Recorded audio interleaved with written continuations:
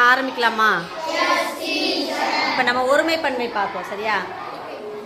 நான் சொல்கிறேன், நீங்கள் பதில் சொல்லுங்க. பொம்மை, மூட்டை, காய், நாள்.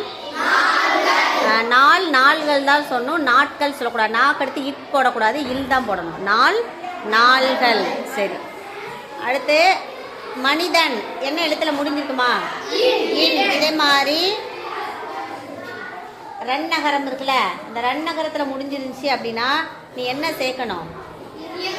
இர்கள். இன்னை எடுத்துட்டு இர்கள். அப்ப மனிதன், மாணவன், நண்பன்.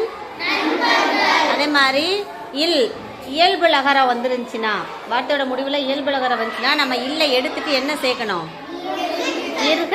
இர்கள் சேர்க்கணும். கற்கள். புல், செங்கல். அது மாதிரி இம்ல முடிஞ்சிருந்துச்சுன்னா வார்த்தை நம்ம இம்முக்கு பதிலாக இம்மை எடுத்துட்டு என்ன சேர்க்கணும்? இங்கள். மரம், தோட்டம், சிங்கம், காகம். நீ காகம்கள், சிங்கம்கள்னு எழுதுறல, அந்த இம்மை போடக்கூடாது, இம்மை எடுத்துட்டு இங்கள் போட்டு எழுதணும். சரியா?